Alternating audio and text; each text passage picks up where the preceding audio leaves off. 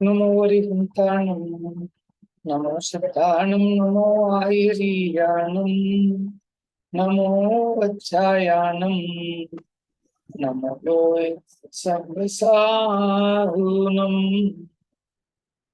मोक्षमार्गस्य नेतारं वेत्तारं कर्मभूषितां ज्ञातारं विश्वतत्त्वानां वन्दे तद्गुणलब्धये।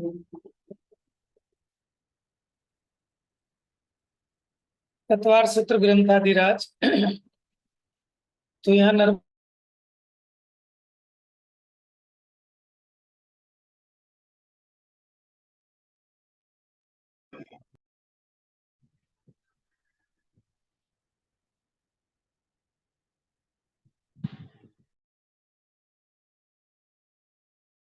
आवाज नहीं आ रही भैया आपकी। हाँ, वो म्यूट हो गया था। चलो पूनम आप ही पढ़ो आज यहाँ से प्रश्न। असुर कुमार दे नारकी जीवों को दुख क्यों देते हैं? प्रश्न, असुर कुमार देव नारकी जीवों को दुख क्यों देते हैं? उत्तर, ये देव ऐसे ही पाप कर्म में लीन रहते हैं। इन्होंने पूर्व भव में कुछ ऐसे ही अति तीव्र संक्लेश परिणामों द्वारा पाप कर्म उपार्जित किया है, जिसके उदय में ये असुर कुमार देव हुए हैं। इनमें से भी अम्बरीश आदि जाति के असुर ही नारकी जीवों को दुख उत्पन्न करते हैं। सभी असुर कुमार देव ऐसा नहीं करते हैं। पढ़िए आगे।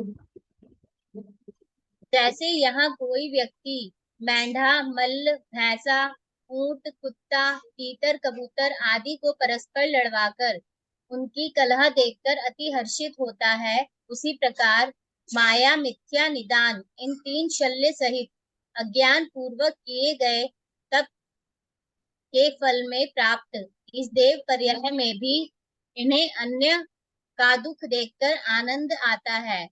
इनके अनेक शुभ सामग्री विद्यमान होने पर भी अज्ञानतावश ये ऐसे अशुभ कर्मों में ही आनंद मानते हैं। तीसरी पृथ्वी पर्यंत इन असुर कुमार देवों द्वारा दिए गए दुख भी हैं। आज देखिए, जैसे श्लोक में मेंढा, भैंसा, ऊंट, कुत्ता, तीतर, कबूतर आदि को आपस में लड़वाकर उनकी कला देखकर कोई हर्षित होता है, उसी प्रकार ये अज्ञान पूर्वक किए गए तप के फल में इन्हें ये जो अवनत्रिक पर्याय में जन्म लिया, वहां इन्हें दूसरों का दुख देखकर आनंद आता है। ठीक है, इनके शुभ सामग्री विद्यमान है, अष्टकों में ही आनंद आता है इन प्रकार के कार्यों में। तो ऐसे तीसरे नरक तक ऐसे अम्ब और अम्बरीश जाति के असुर कुमार देवों द्वारा दिए गए दुख भी है। आगे इनके अतिरिक्त और कौन से दुख हैं वो बता रहे हैं, पढ़िए। इनके अतिरिक्त लोहमय रस का पान कराना, अग्नि से तप्तायमान लोहे के स्तंभों से बांधना, सूली शालमली वृक्ष पर चढ़ाकर उतारना, घानी में पेलना, लोहे के घन से घात करना, कुल्हाड़ी से काटना, बसूलों से छीलना, लोहे के कड़ाहों में तलना, भाड़ में सेकना, वैतरणी नदी में डुबाना, खारा पानी गर्म तेल शरीर पर डालना, लोहे के आरों से अंगों को चीरना, त्रिशूलों से शरीर को भेदना, लोहे की सुई के समान अंकुर वाली भूमि पर घसीटना, असी पत्र वन में प्रवेश कराना इत्यादि नारकियों द्वारा दिए गए पारस्परिक दुख तो सर्वत्र ही हैं। देखिए, मंदिरों में भी इस प्रकार के बहुत चित्र लगाए गए होते हैं। ठीक है, और हमारे शास्त्री पारक के मंदिर में भी थे इस प्रकार के, कि क्या करते हैं कि जिसके फल में इस प्रकार के कष्ट मिलते हैं। तो देखो, चित्रों को देखने मात्र से ही ये जीवों को भय लगे पापों से। है, ऋषभ विहार के मंदिर में भी लगे हुए हैं लाइन से, जब एंट्री करते हैं गैलरी की तरफ, कि इसने ऐसा किया तो उसका फल नरक में ऐसा, इसने ऐसा किया तो उसका फल नरक में ऐसा। तो इनका प्रयोजन भी ये है कि जीव जो इस प्रकार के अशुभ कर्म हैं, अशुभ कार्य हैं, सत्व व्यसन है, जो इसके जीवन का पतन कराने वाले हैं, कि उन पापों से भयभीत हो उनके फल को देखकर। क्योंकि देखो, जब हम अशुभ भाव करते हैं, अशुभ कार्य करते हैं, तब उसके फल पे विचार नहीं करते कि इसका क्या फल आएगा। अगर उसके फल का विचार हो तो ये जीव को भय लगे और ये वो काम ना करे। जब कर्म का उदय का फल आता है तब तो ये जीव रोता है, लेकिन ये विचार नहीं करता। और ज्ञानी जीव तो कर्म का उदय आता है ना, तो भी विपाक विचेक धर्म ध्यान करता है। अज्ञानी पुण्य के उदय में भी पाप भाव करता है, रौद्र ध्यान करता है, पाप के उदय में आर्त ध्यान करता है। लेकिन ज्ञानी को पुण्य का उदय हो तो भी उस पुण्य के उदय को अपने से भिन्न देखकर और जितना कुछ है उसमें अपना अहंकार ममकार नहीं करता, जानता है कि कर्म के उदय की सामग्री है। ज्ञानी को यश मिले, प्रतिष्ठा मिले, तो वो उसमें अहंकार नहीं करता। और पुण्य के उदय के फल में धन, वैभव, परिवार, कुटुंब सब आज्ञाकारी मिले तो भी उनकी क्षण भंगुरता का विचार करके उनमें आसक्त नहीं होता।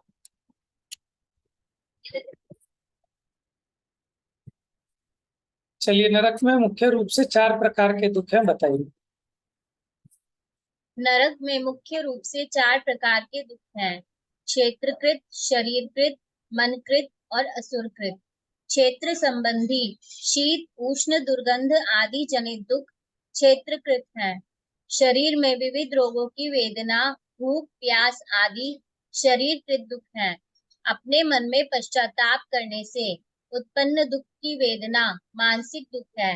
असुर कुमार देवों द्वारा दिए गए दुख असुरकृत हैं। तीसरी पृथ्वी पर्यंत तो ये सभी हैं। चौथी से असुरकृत दुख को छोड़कर शेष 3 प्रकार। देखिए, यहाँ जो 4 प्रकार के दुख बताए ना, क्षेत्र संबंधी वो तो सभी नारकियों को है, शरीर संबंधी भी सभी नारकियों को है, मन संबंधी भी है, लेकिन असुर संबंधी माने जो असुर भिड़ावे, दुष्ट, प्रचंड, वो सिर्फ तीसरे नरक तक है। हाँ। ये सभी नारकी जीव उपपाद स्थान में अपनी पर्याप्ति पूर्ण कर सिर नीचे पैर ऊपर इस प्रकार उल्टे ही जमीन पर गिरते हैं। जोर से दबाकर गिराई गई गेंद के समान वे वहां ही उछल उछल कर गिरते महाकष्ट भोगते हैं। भूमि के स्पर्श मात्र से एक साथ हजारों बिच्छुओं के काटने से उत्पन्न वेदना से ही अधिक वेदना भोगते हैं। तुषार की वेदना मिटाने के लिए शीतल जल समझकर नारकी जीव वैतरणी नदी में प्रवेश करते हैं, परंतु उसके अति खारे जल से उनके संपूर्ण शरीर में जलन होने लगती है। उससे बचने के लिए वे वहां शीघ्र निकलकर असी पत्र वन में जाकर छाया हेतु वृक्ष के नीचे बैठते हैं। वहां उनके ऊपर शस्त्र के समान तीक्ष्ण पत्ते गिरते हैं, जिससे उनका शरीर खंड खंड हो जाता है, परंतु अकाल मरण नहीं होता। शरीर पारे के समान पुनः जुड़ जाता है। वे अपनी आयु पर्यंत ऐसे दुख भोगते रहते हैं। देखो, अभी तो ये जीव ना नरकों के पड़ता तो है, लेकिन जब पहली पहली बार पड़े होंगे तब तो डर लगा होगा। लेकिन अब ये जीव इतना निष्ठुर हो गया, माने इसका हृदय, अब इसको भय नहीं लगता कि हाँ ये तो हमको पता ही है। लेकिन इसकी भाववासना नहीं होती कि ऐसा होता है तो कैसा कष्ट होता होगा। जैसे मानो अगर किसी के कोई अनेक अनेक प्रकार के रोग हैं कि अरे साहब इनके ऐसा रोग हो गया, तो उसको देख के डर लगता है कि कहीं हमको ना हो जाए, हम कैसे सहेंगे। लेकिन यहाँ इसको ऐसा नहीं लगता कि ये रोग, ये दुख, ये हमको भी हो सकते हैं। हो क्या सकते हैं, माने अगर मोक्ष नहीं जाएंगे तो 5 परावर्तन में नरक के जितने भोग कहे हैं वो भी तो भोगेंगे ही।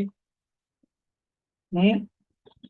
तो इस प्रकार देखो, जैसे गेंद ठप्पे खा खा के उछलती है ना वापस, ऐसे ये जीव वापस उस पर उछल धरती पर गिरता है, नरक पृथ्वी पर। और जैसे हजारों बिच्छू एक साथ काटते हैं, ऐसा उसको कष्ट होता है। वो बताया था ना क्या, कि उस पे क्या था, तलवारें खड़ी होती हैं 36 प्रकार की, पीछे आया था ना। कितने 36 प्रकार के शस्त्र ऐसे और उनके ऊपर गिरता है तो फिर उछलता है कितना, आधा कोस। अलग अलग है, वो बढ़ता जा रहा था दुगना दुगना 49 पटल तक, कितना कितना उछलता आधा आधा कुछ करता है ना, आधा आधा कोस बढ़ता जा रहा था फिर। हम्म। अच्छा देखो, अब जब इसे प्यास लगती है तो वैतरणी नदी का शीतल जल समझकर उसमें प्रवेश करता है, लेकिन वो तो खून पीक मवाद से भरी हुई है और उसके अति खारे जल से उसके पूरा शरीर में जलन लगने लगती है। तो वहां से बचने के लिए वहां से निकलता है और जो 80 पत्र वन बताया था वहां छाया के लिए एक वृक्ष के नीचे बैठता है। अब उसके पत्ते हैं तलवार जैसे, तो वो तीक्ष्ण पत्ते गिरते हैं, इसका शरीर खंड खंड हो जाता है। खंड खंड होने पर भी कष्ट तो पूरा होता है, लेकिन प्राण नहीं निकलते। फिर वो पारे के समान शरीर जुड़ जाता है कि हम तुझको मरने भी नहीं देंगे और मरण से भी अधिक कष्ट देंगे। तो कई बार वो कहता है ना अपराधी कि साहब इससे तो मुझे गोली मार दो। आतंकवादी लोग क्यों वो कैप्सूल टांग के रखते हैं, खा के मर जाते हैं, कि भैया वो वेदना सही नहीं जाएगी जो ये वेदना देंगे। समझ में आया? माने जीते जी ये कानों में कील डाल दें, ये नाखूनों को उखाड़ दें, एक एक उंगली काटे, तो मरेगा तो नहीं आदमी, लेकिन मरण से भी ज्यादा कष्ट होगा, है ना। तो आप कल्पना करो कि वहां मरण भी नहीं हो, और जैसे वो करते हैं ना कि मारते हैं पुलिस वाले और सोने भी नहीं देते, बेहोश भी नहीं होने देते, बेहोश हो जाए तो फिर पानी छिड़क के जगाते हैं और फिर मारते हैं। तो ऐसे नरकों में ऐसी वेदना है कि मरण, कोई सोचे कि मजे हैं वहां तो मरण नहीं होता। अरे भले ही मरण नहीं होता, लेकिन मरण से भी अधिक कष्ट तो पूरे ही भोगने पड़ते हैं। तो ये जीव ने तीव्र पाप के फल में ऐसे नरकों के दुख सहे हैं, है ना, और बहुसागर लो सहे। इसलिए जीव को पापों से भयभीत होना चाहिए। आगे पढ़िए। उनके शरीर के एक अंगुल प्रमाण क्षेत्र में उत्कृष्ट रूप से 96 रोग होने के कारण 500 धनुष ऊंचे पूरे शरीर में एक साथ 5,68,99,584 रोग होते हैं। यद्यपि वैक्रियक शरीर में रोग नहीं होते हैं, तथापि क्षेत्र के प्रभाव से नारकी जीवों का शरीर कुछ ऐसे ही पुद्गल परमाणुओं से बना है जो रोग के समान दुख देने में कारण है। अतः उपचार से रोग होना कहा है। पुण्य के उदय से देवों के वैक्रियक शरीर में ऐसे पुद्गल परमाणु हैं जो दुख देने में कारण नहीं है, सदा सुख लौकिक अनुकूलता में ही कारण होते हैं। नारकी जीवों का शरीर ही मूल में दुख का पात्र जानना। देखिए, एक एक अंगुल प्रमाण क्षेत्र में शरीर में अधिक से अधिक 96 रोग हो सकते हैं। तो 500 धनुष ऊंचे पूरे शरीर में एक साथ कितने रोग होंगे? तो गुणा नहीं करके आएगा, गुणा नहीं करना कि 500 को 96 से गुना करें, ठीक है।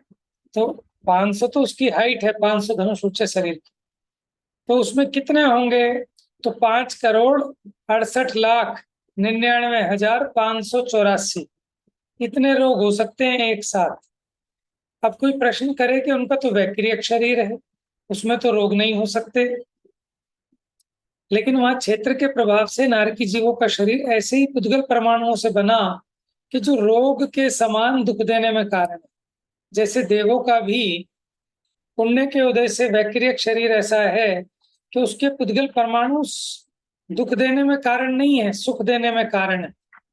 लेकिन नारकी जीवों के शरीर की रचना ही ऐसी है, वैक्रियक शरीर होने पर भी वो दुख देने में कारण है। इसलिए ऐसा कहा कि जैसे इस मनुष्य लोक में किसी एक व्यक्ति को 5,68,99,584 रोग एक साथ व्यक्त हो, तब उसको कैसा कष्ट होगा।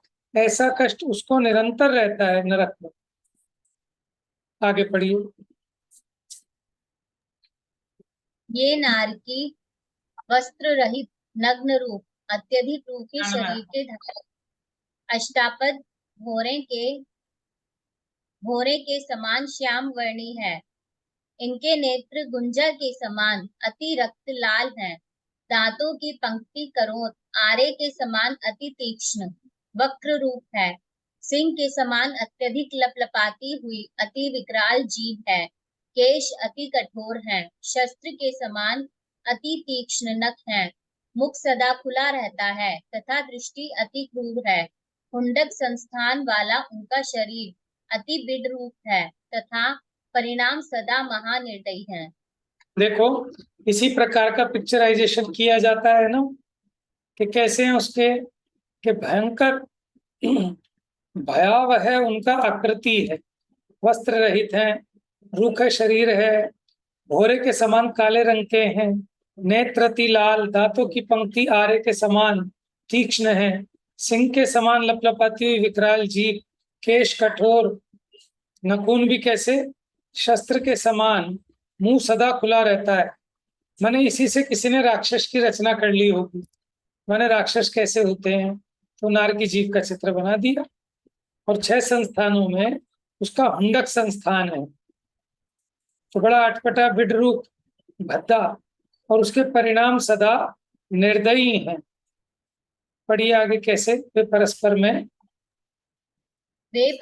में मुद्गरों द्वारा मस्तक का चूर्ण करते हैं, तलवार आदि से शरीर के खंड खंड करते हैं, करोंद से चीरते हैं, कुल्हाड़ी से फाड़ते हैं, वसूलों से भेदते हैं, सूली में पिरोते हैं, अनेक शस्त्रों से मर्म स्थानों का छेदन करते हैं, नेत्रों को उखाड़ते हैं, भाड़ में भूनते हैं, कढ़ाई में रांधते हैं, घानी में पेलते हैं, वन गुफा आदि में सिंह व्याघ्र आदि क्रूर जीव बनकर अंगों का विदारण करते हैं, वज्रमयी चोंच के धारक गिद्ध आदि बनकर उदर को फाड़ते हैं, आते निकालते हैं इत्यादि रूप में अपृथक विक्रिया द्वारा परस्पर घात करते हुए महादुखी रहते हैं।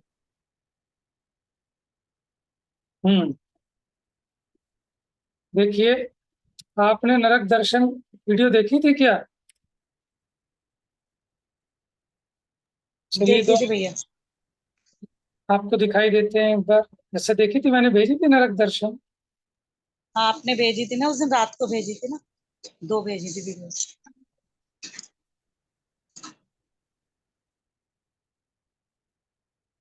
दिख रहा है आपको?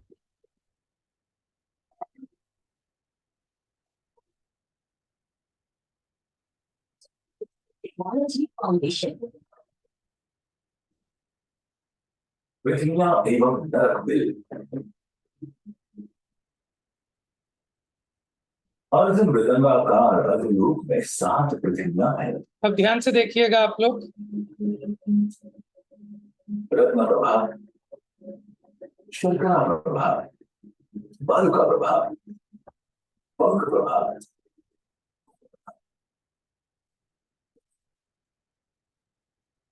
देखिए, आपको इनके बीच में स्पेस नजर आ रहा है ना? देखिए, ऐसे ऐसे पृथ्वियां हैं, फिर उसके बाद स्पेस है, खाली आकाश, फिर पृथ्वी है, फिर आकाश, लेकिन पृथ्वियों के नीचे 3 वात वलय के घेरे भी। ठीक है, अब आपके बीच में जो ब्लू कलर का दिख रहा है आपको, ये ब्लू कलर क्या है? ये त्रसनाली है। ठीक है, क्योंकि नार की जीभ यानी त्रसनालियों में पाए जाएंगे। तो पृथ्वी तो पूरे में है, क्योंकि 7 राजू है ना ऐसे गहरा, तो पृथ्वी तो पूरे में है, चौड़े में भी पूरे में है पृथ्वी। लेकिन नार की जीभ कहाँ पाए जाएंगे? जो त्रसनाली दिख रही है ना आपको, इसी के बीचों बीच में पाए जाएंगे। चलिए आगे देखिए। महात्मा प्रभाव, ये सातों पृथ्वियां 7 नाम वाले हैं, क्योंकि उनमें क्रम से रत्न सदृश, विष्णु सदृश, वेद सदृश, इंजल सदृश, युवा सदृश, अंधकार सदृश और महाअंधकार सदृश प्रभाव आ सकते हैं।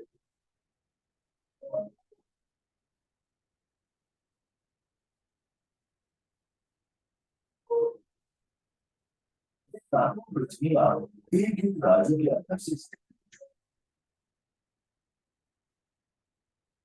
देखिए, समझ में आ गया ना? 7 पृथ्वियों में एक एक राजू का डिफरेंस है। ठीक है, लेकिन 6 राजू में आ गई, क्योंकि पहले वाली तो सबसे ऊपर थी, फिर यहाँ तक 1 राजू, 2 राजू, 3 राजू, 4 राजू, 5, 6। अब उसके बाद क्या बचेगा? 7वें राजू में कलकला नामक पृथ्वी है।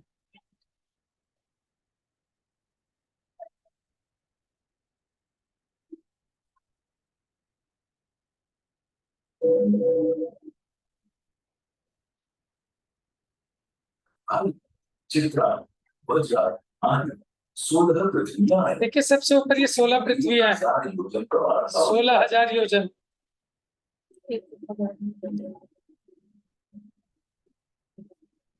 शर्करा प्रभा पृथ्वी की मोटाई 32,000 योजन।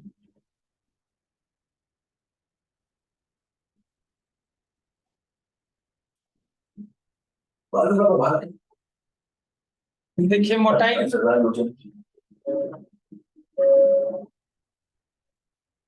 और प्रभा की 24,000 योजन।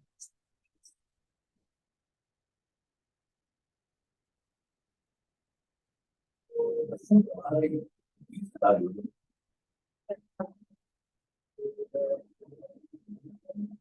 तमाम प्रभा की 16। सातवीं पृथ्वी में ऊपर और नीचे 3,999 पूर्णांक 1/3 योजन छोड़कर मध्य की 4/3 योजन वही होती है।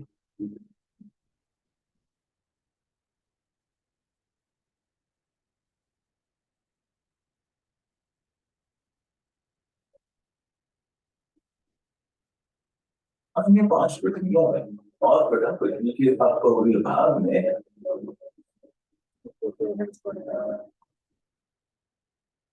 ऊपर नीचे 1,000 योजन ऊंचाई छोड़कर बीच में नरक मिल पाई जाती है।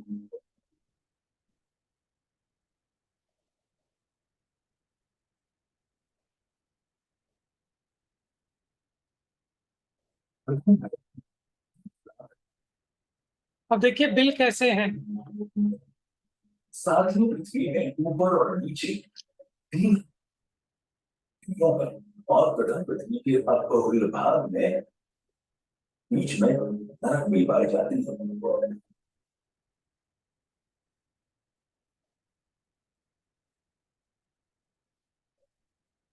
देखिए नरक बिल कैसे होते हैं। प्रथम नरक में 20 लाख, दूसरे में 25 लाख, देखिए सब बिल हैं ऐसे अलग अलग पटलों में, तीसरे में 15 लाख, कोई चकोर, कोई गोल, कोई त्रिकोण, कोई चौथे में 10 लाख, पांचवें में 3 लाख, छठे में 99,995 और सातवीं नरक में 5वें। देखिए इस प्रकार से बिल हैं बीचों बीच, इनके चारों ओर पृथ्वी है और पृथ्वी के बीचों बीच इस प्रकार से बंद। ठीक है, कोई षटकोण, कोई पचकोण, कोई गोल, कोई त्रिकोण, अंत में 5 है ना, तो बीच का ये इंद्रक बिल और ये 4 दिशाओं में, 7वें नरक में कुल 5। बिल होते हैं।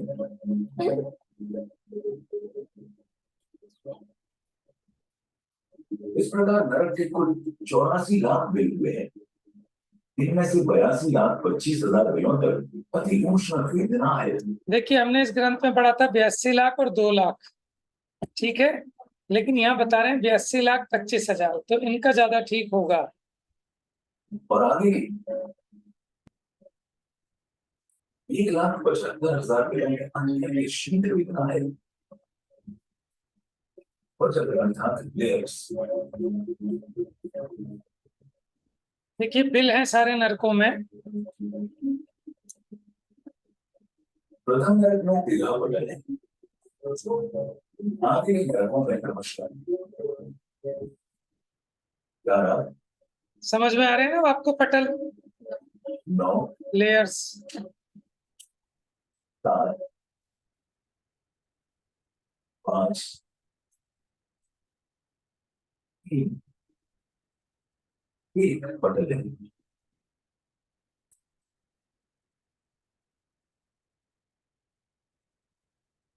इस तरह सभी नरकों के कुल 49 बटन है।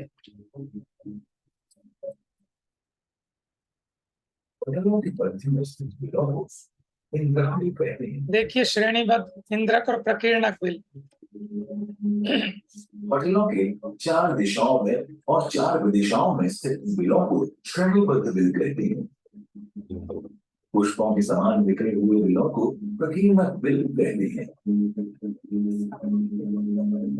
एक पटल में एक इंद्रक बिल होता है, अतः 49 पटलों में कुल 49 इंद्रक बिल हुए।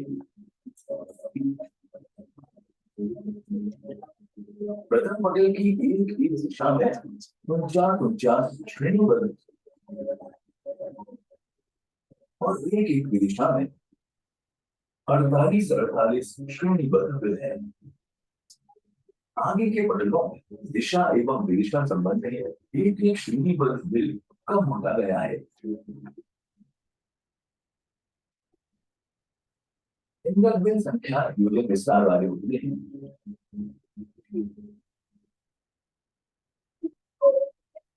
श्रेणीबद्ध बिल असंख्यात योजक विस्तार वाले होते हैं। बिल संख्यात एवं असंख्यात योजक विस्तार वाले होते हैं। सातों नरकों में 49 इंद्रक बिल और 16,79,951 प्रकीर्णक बिल संख्यात योजक विस्तार वाले हैं तथा 9,604 श्रेणीबद्ध बिल और 67,10,396 प्रकीर्णक बिल असंख्यात योजक विस्तार वाले हैं। इस तरह कुल 84 लाख बिल हुए।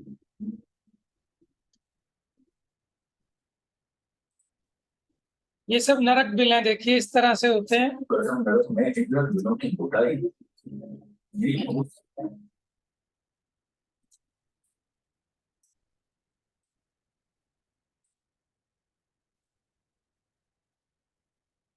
एक पूर्णांक 1/3 कोस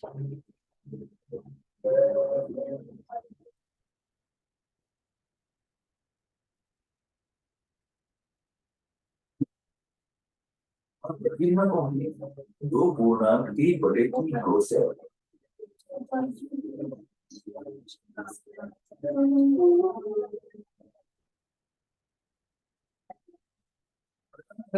बिलों का ऊर्ध्वाधर 6,499 पूर्णांक 35/48 मीटर।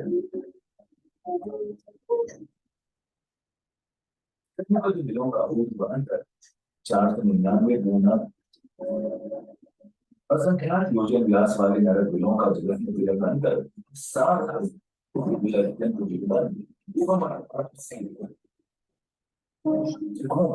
चौकोर आदि अनेक प्रकार के आकार वाले हैं। इनकी दीवारें वज्र के समान सरल होती हैं। इन बिलों में हमेशा सभी इंद्रियों को दूर देने वाली सामग्री भरी होती है तथा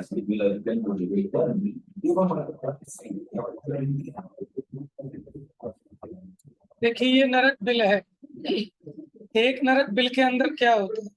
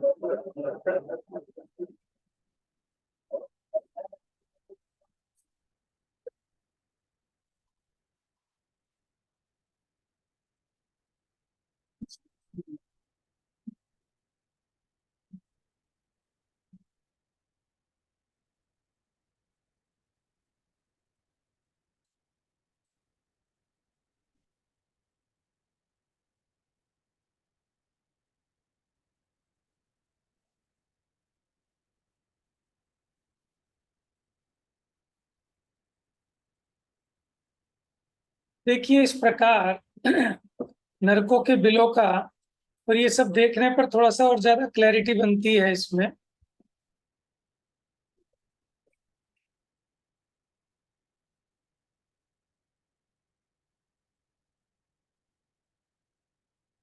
ये पढ़ लिया था हमने, परस्पर में मुद्गरों द्वारा मस्तक का चूर्ण करते हैं, हमने देख लिया।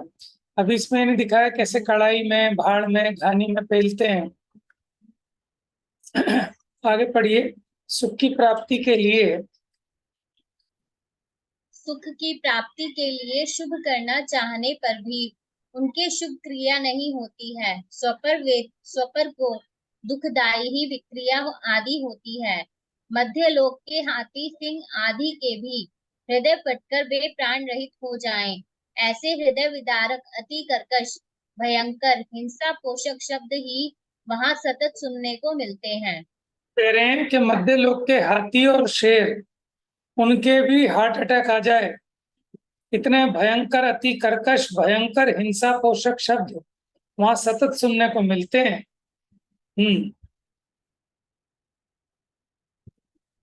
पूर्व भव में जिनने अन्य प्राणियों का मांस खाया है, नरक में उन्हें उनका ही शरीर काट कर खिलाते हैं। जिनने शराब पी है, उन्हें तांबे और लोहे का पिघला रस संडासी से मुंह फाड़कर पिलाते हैं। परस्त्री लंपटी को वज्राग्नि से तप्त लाल लोहे की पुतली अंग से लगाते हैं।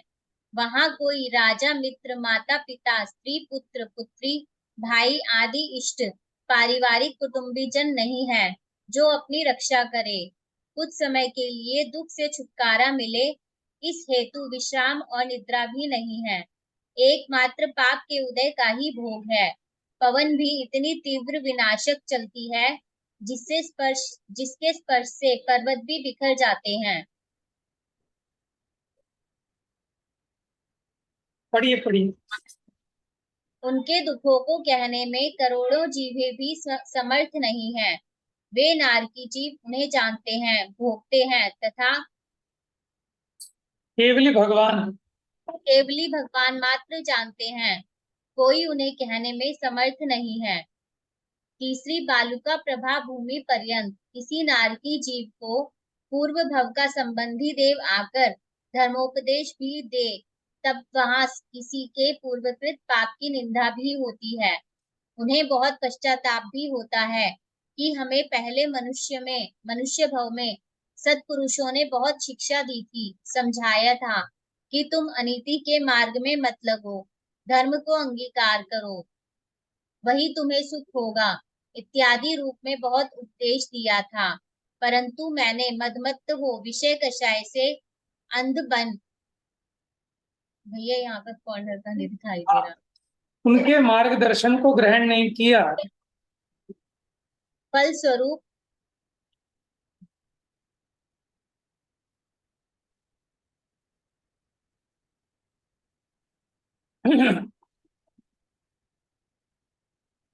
हाँ, फलस्वरूप आज ऐसे भयंकर दुख भोग रहा हूँ, दैव और पुरुषार्थ दोनों से रहित। अब मैं क्या करूं, इस प्रकार का पछतावा होता है। फिर आगे पढ़िए। जिन पापी, दुराचारी, पाप प्रेरक, अनीति पोषक लोगों के बहकावे में आकर पापादि में प्रवृत्त हो मैं इनको प्राप्त हुआ हूँ, वे पापी जन देह छोड़कर न जाने कहाँ जाएंगे। यहाँ तो मेरे साथ कोई दिखाई नहीं देते हैं। मेरे धन को भोगने में, पंचेंद्रिय विषय सेवन में, पाप की प्रेरणा करने में जो पत्नी, पुत्र, पुत्री, भाई, मित्र शामिल थे, अब उन्हें कहाँ देखूं। मैंने पहले जो पाप किए हैं, उनका स्मरण मात्र भी आज हृदय विदारक है। जिनके लिए मैंने पाप किए थे, इस दुख के समय वे स्त्री, पुत्र, बांधव आदि कोई दिखाई भी नहीं दे रहा। मैं एकाकी ही दुख भोग रहा हूँ। जो दुख मनुष्य पर्याय में एक क्षण के लिए भी सहने में समर्थ नहीं था, उन्हें सागरों पर्यंत कैसे सहूंगा। यहाँ कोई दयावान भी नहीं है जिसके निकट अपना दुख प्रकट करूं। यहाँ तो क्रूर परिणामी, अशुभ ध्यान कराने वाले, क्रोध को बढ़ाने वाले नारकी जीव हैं। सर्वत्र उनके महाविलाप में मारन तारण के घोर शब्द ही सुनाई देते हैं। देखो, जब इसे संगति मिली थी तब उनकी संगति नहीं की। अब यहाँ नरक में तो ऐसी कोई संगति भी नहीं है। और यहाँ तो सभी क्रूर परिणामी अशुभ ध्यान करने वाले, क्रोध को बढ़ाने वाले नारकी जीव हैं। तो इस मनुष्य लोक में अपने को ज्ञानियों का, धर्मात्माओं का, त्यागियों का समागम मिल सकता है, तो हम उनका समागम करते नहीं, विषय भोगियों का समागम करते हैं, और फिर नरक में जाकर पछताना पड़ेगा। वो भी सब नहीं पछताते, वो भी किसी को थोड़ा बहुत संस्कार हो, जिसके कषाय में कुछ मंदता आई हो, उसको ऐसा महसूस होता है।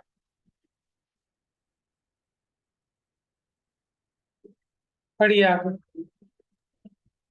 अहो देखो तो मेरी मूर्ता, स्वाधीन होकर भी मैंने मनुष्य पर्याय में आत्महित नहीं किया। दुखों से रक्षा करने वाले दयामयी धर्म को मुझ पापी ने उत्पन्न नहीं किया। लक्ष्मी की वांछा से परिग्रह में आसक्त हो अनेक अनीति करता रहा।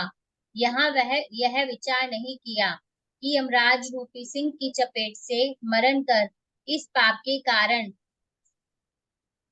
क्षण भर में क्षण भर में मैं नारकी बन जाऊंगा। इस प्रकार पूर्व भव में किए दुराचार रूप खोटे कर्म को जाति स्मरण द्वारा जानकर पश्चाताप करते हुए नारकी जीव घोर मानसिक दुख को प्राप्त होते हैं। पढ़िए आगे पढ़िए। बढ़िए। भैया, हाँ जी। ये पश्चाताप, जाति स्मरण वगैरह का जो आ रहा है प्रसंग, ये वो जो धर्म ध्यान का आज्ञा विचय नाम का पहला जो धर्म ध्यान है, इसके बल पे होता है ये, हम्म।